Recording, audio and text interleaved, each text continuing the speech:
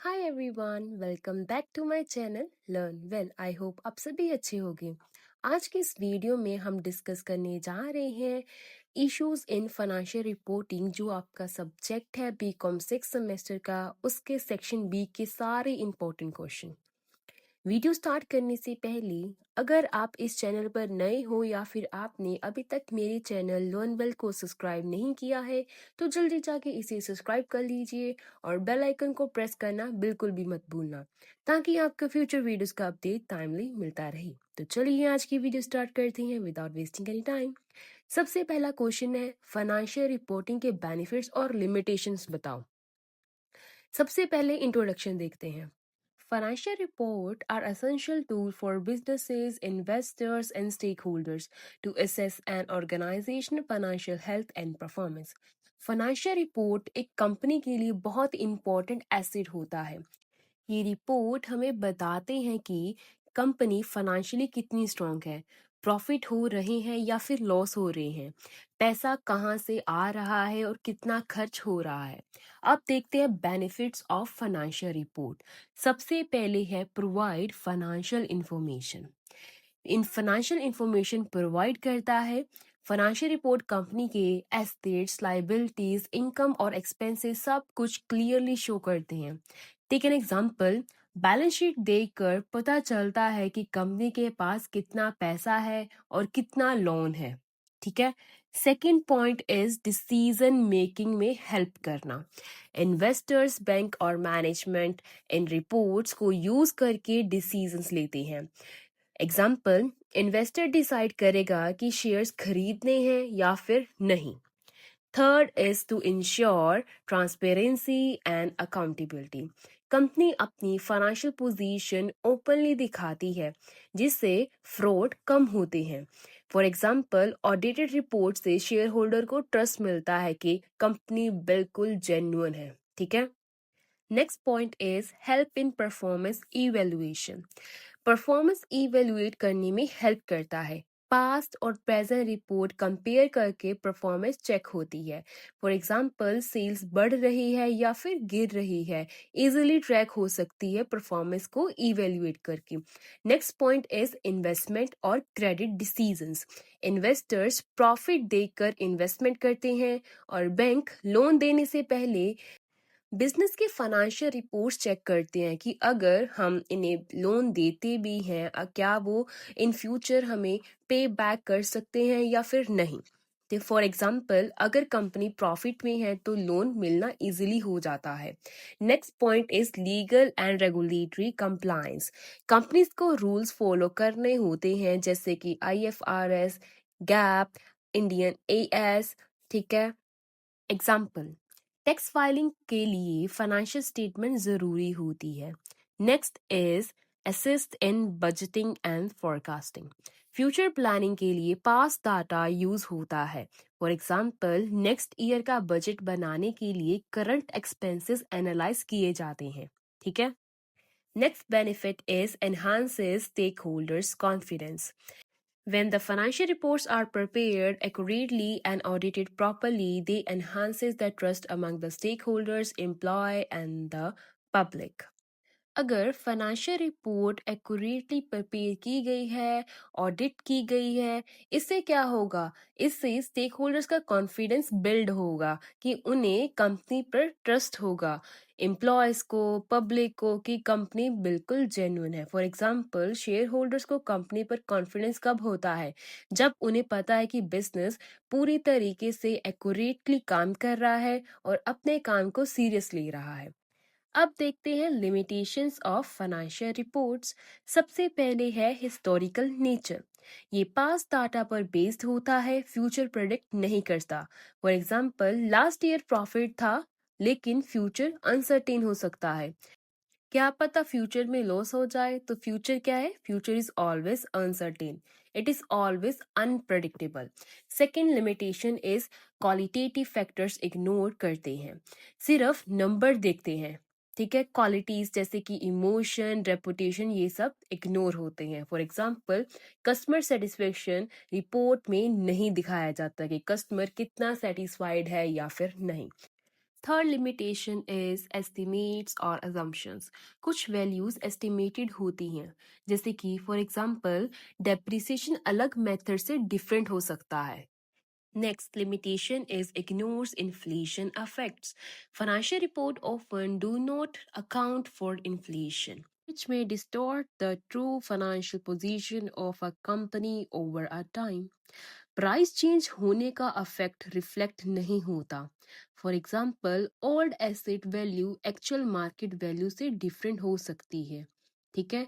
Next limitation is risk of manipulation. Companies में engage in window dressing. Window dressing का मतलब होता है मैनिपुलेट करना फाइनेंशियल स्टेटमेंट को to present a better picture, उसे कहते हैं window dressing. Fraudulent activities such as overstating the revenue ज़्यादा जानबूझकर बढ़ा चढ़ाकर दिखाना और understating the expenses can mislead the investors। और expenses को जानबूझकर कम दिखाना कि हमारे बिजनेस में expenses ज़्यादा नहीं होते हैं, revenue ज़्यादा होते हैं। तो ये क्या था? Risk of manipulation. For example profit को आर्टिफिशियली हाई दिखाना ताकि इन्वेस्टर्स ज़्यादा इन्वेस्ट करें। Next limitation is limited scope. External factor consider नहीं होते हैं इसमें। The financial report along may not be sufficient for the decision making as they do not consider the external factors like market trends, economic conditions, or competitors analysis। जैसे कि for example market competition का affect report में directly नहीं दिखाया जाता। Next limitation is complexity and cost. Preparing and adjusting the financial report requires specialized knowledge, making them complex for non-financial stakeholders. Compliance with accounting standards and regulatory requirement can be costly for the businesses। बनाने में और समझाने में difficulty होती है, तो इसीलिए auditor higher करने पड़ते हैं ताकि कम्प्लेक्सिटी रिड्यूस हो सके और कॉस्ट कम से कम आ सके। Next limitation is does not reflect market value. Market value मतलब रियल सेलिंग प्राइस और बुक वैल्यू मतलब accounting value. The financial reports are based on the book value, which may differs from the market value. For example, asset value in financial statement may not reflect their actual market worth. Book value क्या था? Accounting value, और market value मतलब real selling price. For example book में land की value 5 lakh दिखाती लेकिन market में 50 लाख। ये क्या है? Doesn't reflect market value. अब नेक्स्ट क्वेश्चन करते हैं। नेक्स्ट क्वेश्चन क्या है? What are the types of information is required to be disclosed under the IFRS 3? IFRS 3 International Financial Reporting Standard 3 deals with the business combinations।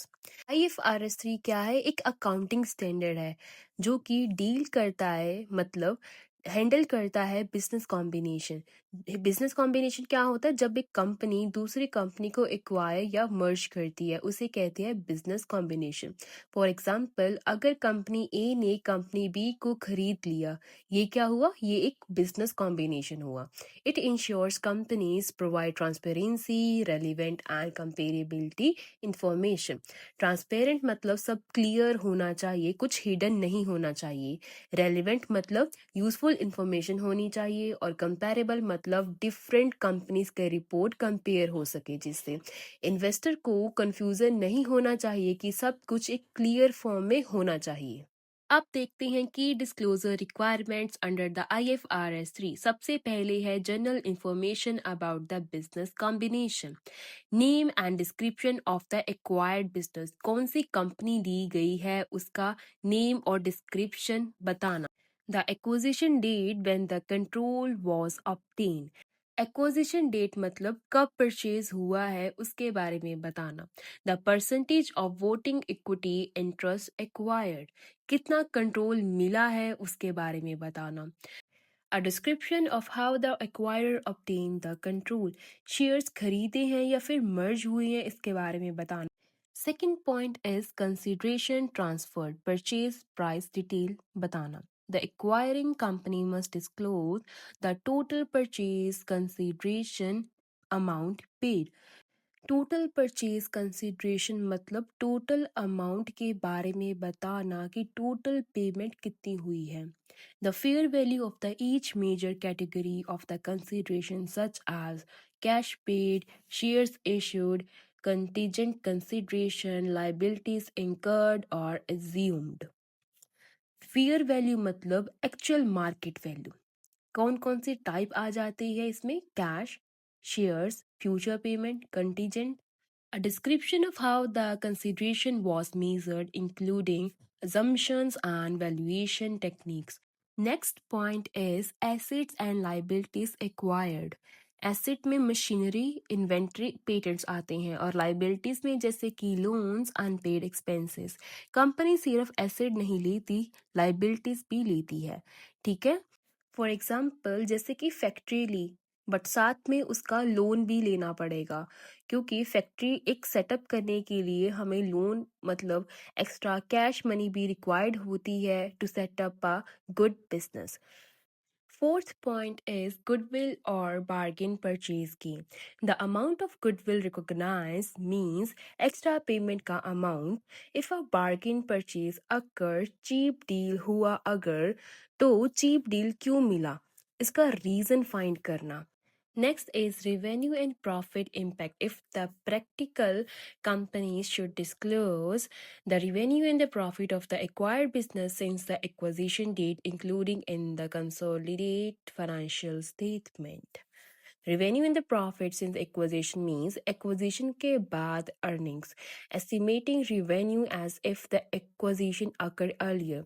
अगर पहले होता तो कितना profit होता। ठीक है। Next point is non-controlling interest. If the acquiring company does not purchase 100% of the target business, IFRS 3 requires the amount of non-controlling interest means minority shareholders का share. Whether the NCI was measured at the fair value or the proportionate shares of the net asset. Value कैसे calculate की उसको measure करना at the fair value or proportionate share. Next point is acquisition related to cost. Cost such as legal and accounting fee, जैसे कि lawyer की और auditor cost. ठीक है, these costs are expensed rather than incurred in goodwill. इसको as a expense treat किया जाता है, गुडविल में नहीं जाते हैं ये। Next point is measurement adjustment. Adjustment made with in a 1 year, 1 year के अंदर चेंजेस डिस्क्लोज करो। Next is contingent liabilities. If the acquired company has contingent liabilities, जैसे कि uncertain liabilities जिसमें आता है legal claims और tax disputes, the acquiring company must disclose. Acquiring company को disclose करना चाहिए जैसे कि the nature of the contingency, मतलब risk का type क्या है, and the estimated amount and expected resolutions. Expected amount मतलब possible loss कितना होगा अगर हुआ तो। Next point is subsequent changes in acquisition accounting. If any changes in fair value of the contingent consideration after the acquisition.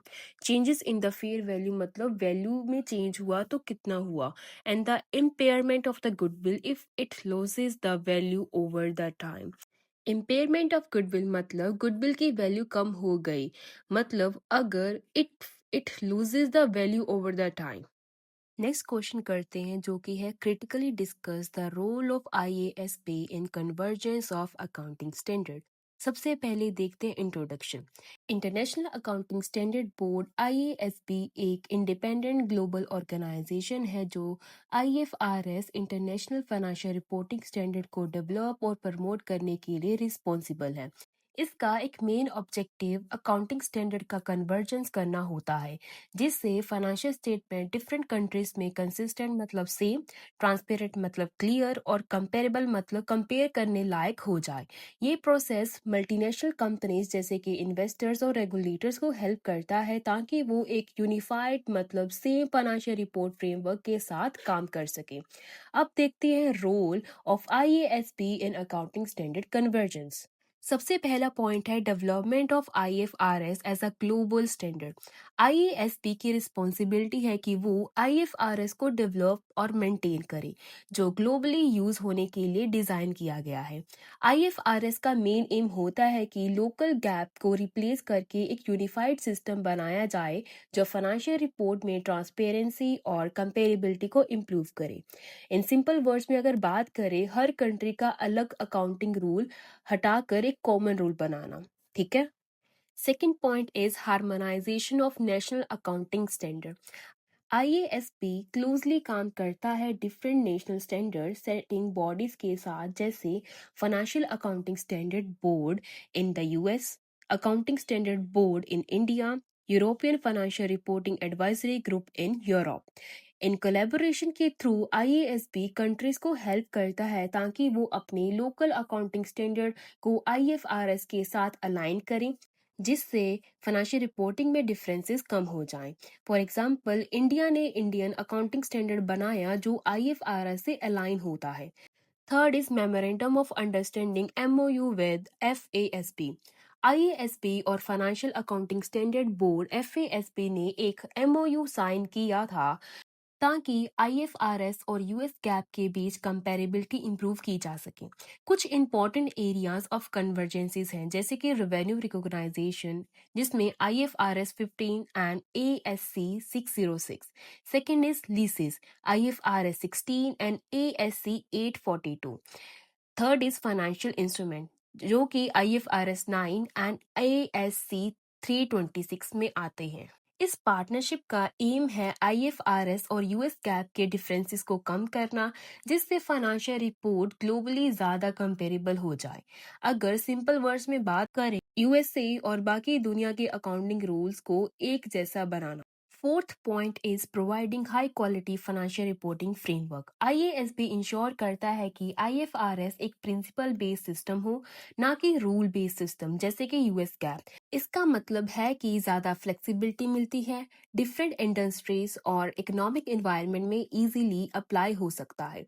For example, company अपनी situation के according judgement use कर सकती है। Next point is facilitating adoption of IFRS by different countries. IASB actively IFRS adopt को promote करता है। 140 से ज़्यादा कंट्रीज जैसे कि European Union, Australia, Canada already IFRS को अडॉप्ट कर चुके हैं।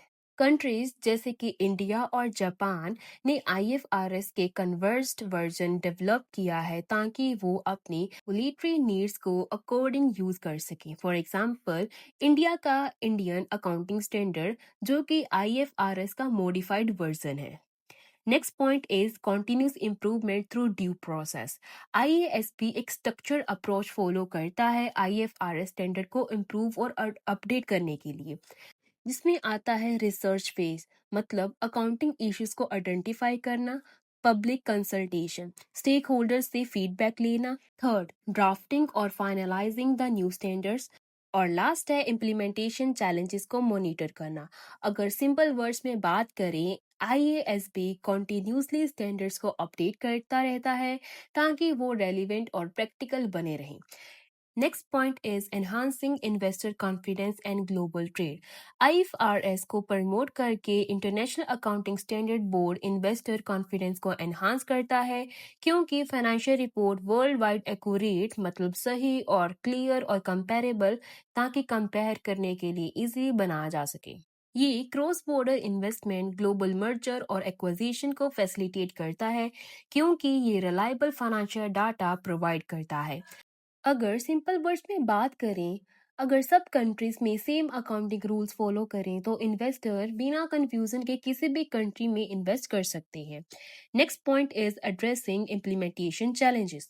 अपनी एफर्ट्स के बावजूद आईएएसपी को फुल कन्वर्जेंस अचीव करने में कुछ चैलेंजेस फेस करने पड़ते हैं, जैसे कि स्ट्रॉन्ग लोकल गैप वाले कंट्रीज का रेजिलियंस, जैसे US gap, second is different countries के इकोनॉमिक और रेगुलेटरी डिफरेंसेस, या फिर लोकल गैप से आईएफआरएस में ट्रांजिशन की complexity.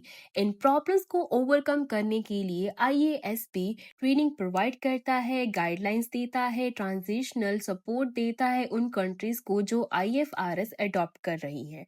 For example, developing countries को आईएएसबी सपोर्ट देता है ताकि वो इजीली शिफ्ट कर सके।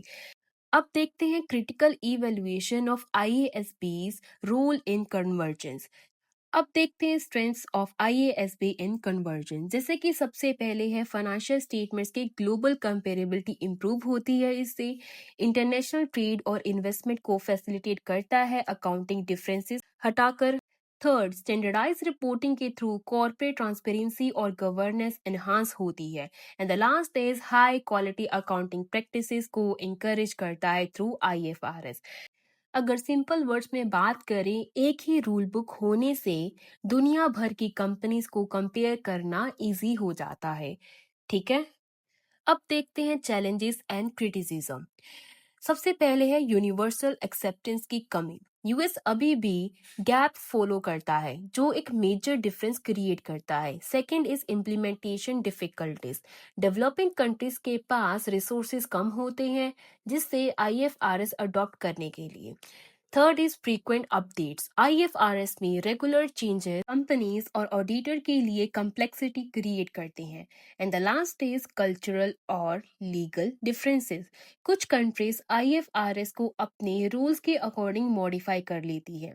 फॉर एग्जाम्पल, इंडिया ने पूरे आईएफआरएस को अडॉप्ट नहीं किया है, बल्कि Indian accounting standard modified version use किया है। Next and last question of first unit is, who are the users of financial report and how these report are useful to them? Users of financial report and their importance. सबसे पहले देखते हैं introduction. Financial report important document होते हैं जो companies की financial health, performance, decision making process के बारे में इंसाइट देता है। इन रिपोर्ट्स को डिफरेंट स्टेक होल्डर यूज करते हैं डिफरेंट पर्पसेस के लिए। The primary users of financial report and their significances are as follow.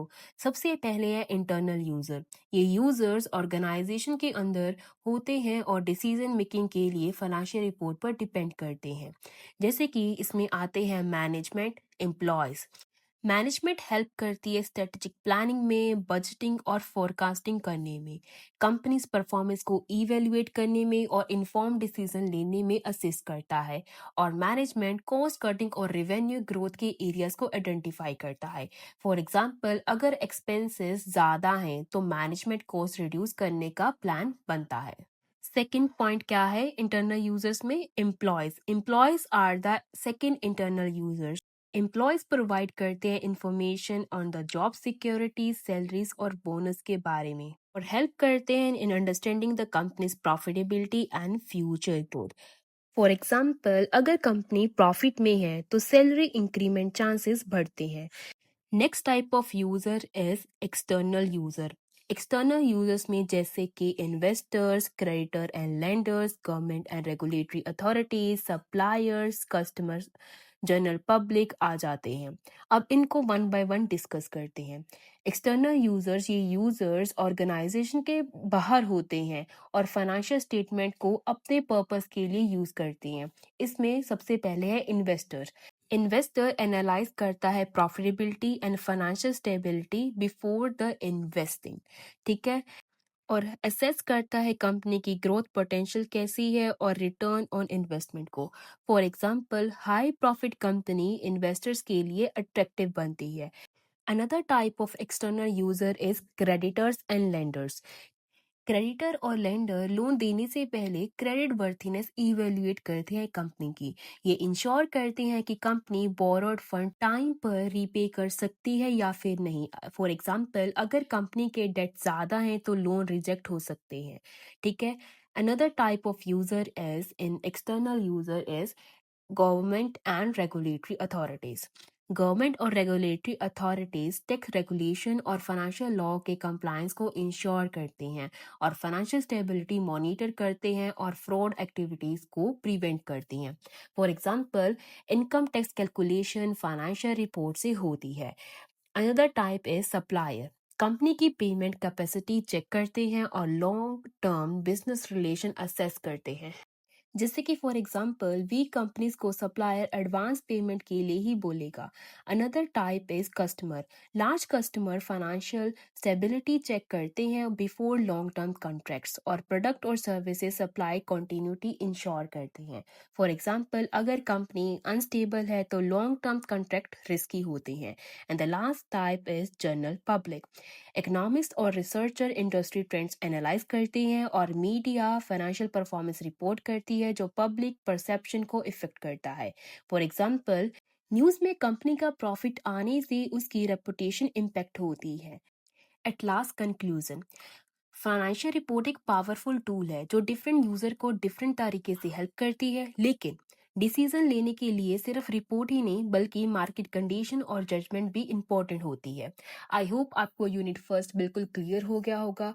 अगर आपको किसी भी क्वेश्चन में प्रॉब्लम है तो आप कमेंट सेक्शन में मुझे ज़रूर बता सकते हैं और मैं इसके हैंड रिटन नोट जितने भी मेरे पास हैं वो मैं ज़रूर डालूंगी नेक्स्ट वीडियो में। लेकिन अभी तक आप ये जो मैंने क्वेश्चन कराए इनको देखो और समझो, ठीक है। अगर आपको ये वीडियो अच्छी लगी हो तो इसे लाइक करें, ज़्यादा से ज़्यादा अपने दोस्तों के साथ शेयर करें और मेरे चैनल लर्न बेल को सब्सक्राइब करना बिल्कुल भी मत भूलना। मिलते हैं नेक्स्ट वीडियो में यूनिट सेकेंड और इस यूनिट फर्स्ट के जितने भी मेरे पास हैंड रिटन नोट है उसके साथ। Until then keep learning, keep growing only with learn well.